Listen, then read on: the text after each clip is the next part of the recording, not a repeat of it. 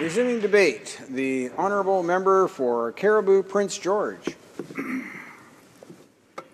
Thank you, Mr. Speaker, and I want to thank our honourable colleague from Coquitlam, Port Coquitlam, for his passionate speech, and obviously it's one that he feels very strongly about, and I stand with him. I rise in the House today to speak on behalf of the Private Members Bill C-224, the Good Samaritan Drug Overdose Act. Mr. Speaker, the hard truth is this: if a friend or a loved one suffered a heart attack, none of us in this House would think twice about making a call and calling an ambulance. Unfortunately, this is not the case when it comes to drug overdoses, many of which result in death because people are simply too afraid to make that call. In 2015 alone, there were as many as 465 overdoses in British Columbia.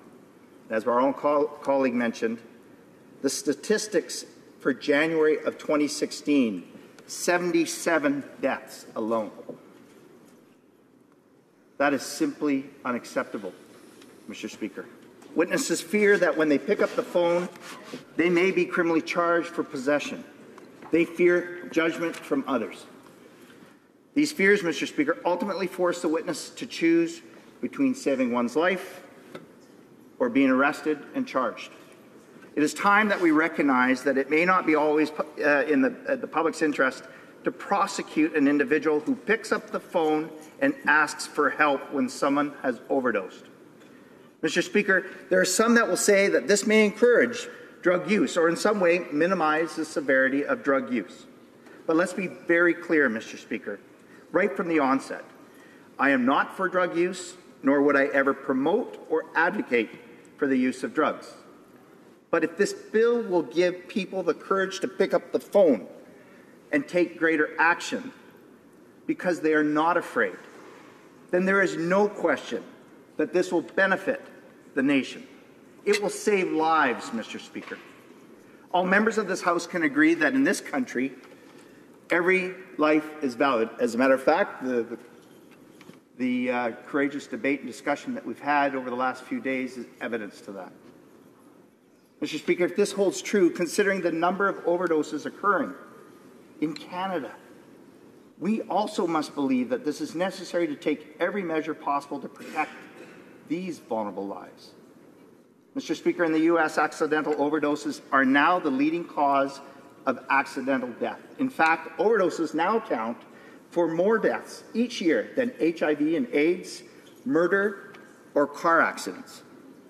Many of these are preventable in if and when emergency assistance is summoned. With the increasing strength of prescription drugs and the popularity and availability of synthetic party drugs, these statistics will only grow, Mr. Speaker, if we do not take action. And as a matter of fact, we are seeing an emergency in our province of British Columbia. Action, Mr. Speaker. We've talked a lot about that this week. Mr. Speaker, we have to be clear. Good Samaritan laws do not protect people from arrest for other offenses, such as selling or trafficking drugs or driving under the influence of drugs. These policies protect only the caller and overdose victim from arrest, prosecution for simple drug possession, possession of paraphernalia, or being under the influence. Mr. Speaker, most deaths and complications occurring from overdoses can be prevented with the appropriate medication and emergency response time. Too often, however, these calls are not made and people are left without the necessary medical assistance. The British Columbia Review Panel found that when a person overdoses, immediate medical intervention is critical to reducing the risk of death or serious injury.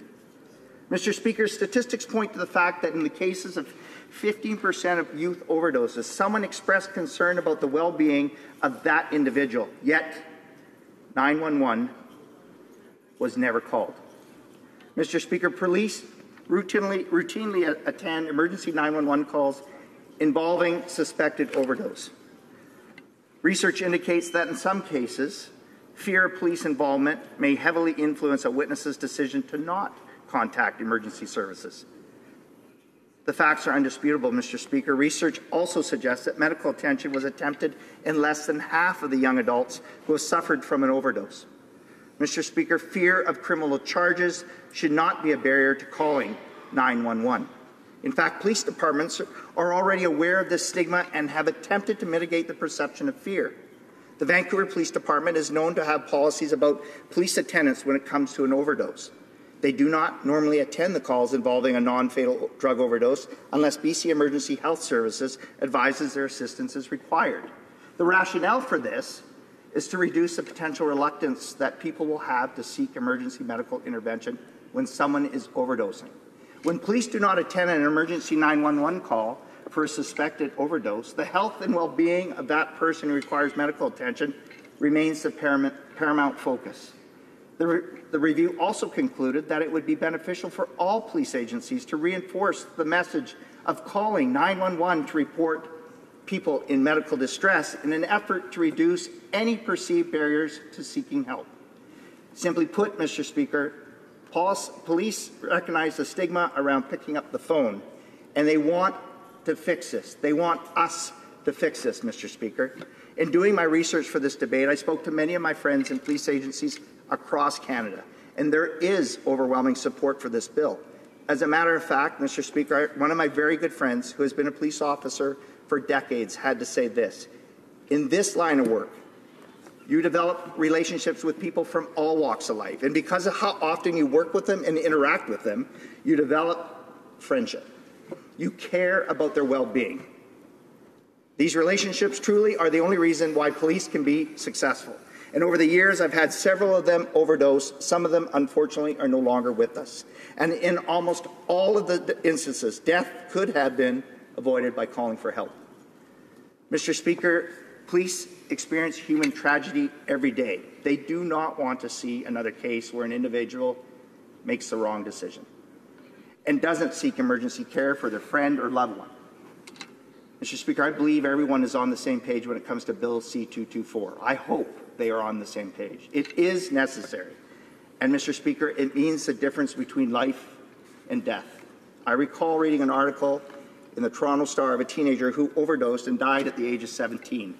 The victim was showing signs of distress and overdosed 7 hours before being attended to by emergency medical services. There were numerous people that were there who could have called for help in those 7 hours, but no one called 911. Instead, they put him in cold water. They lay him on his side in bed, assuming that he would wake up and everything would be okay. It wasn't okay, Mr. Speaker. By the time paramedics called in the morning, it was too late.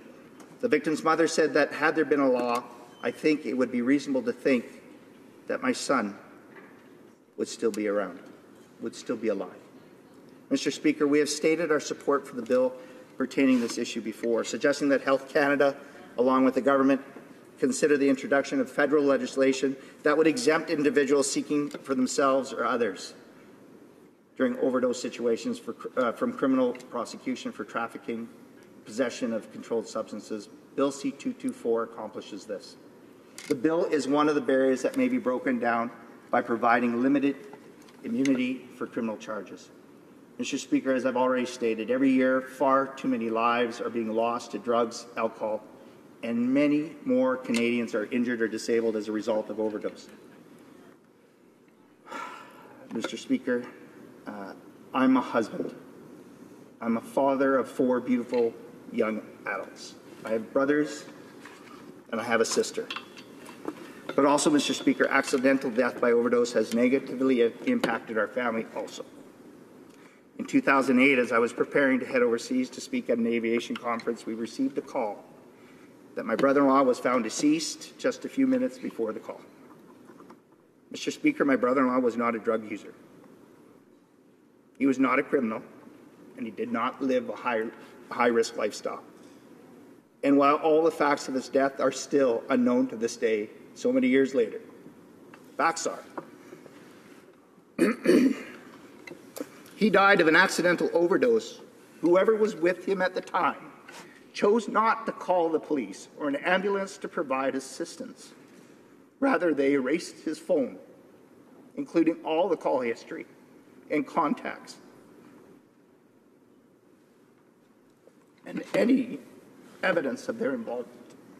I can't help but think if this bill was in place in 2008, my brother-in-law would still be with us today.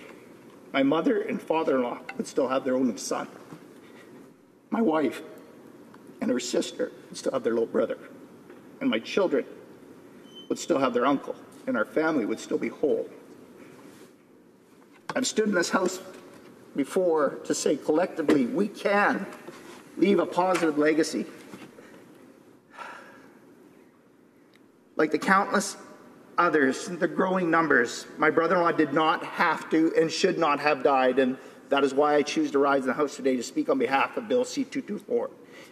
Through this bill, we have a chance to end the stigma of fear and choose life instead. If this bill will allow people to pick up the phone and take greater action because they will not be afraid of being charged, there is no question this bill needs to be adopted. Once again, Mr. Speaker, we can give individuals a second chance at living. We can restore a hope and humanity that might otherwise have been missed. It is our duty as members of Parliament to facilitate change, and Mr. Speaker, this bill is a perfect place to start. Maybe, just maybe, lives will be saved in the process. Thank you.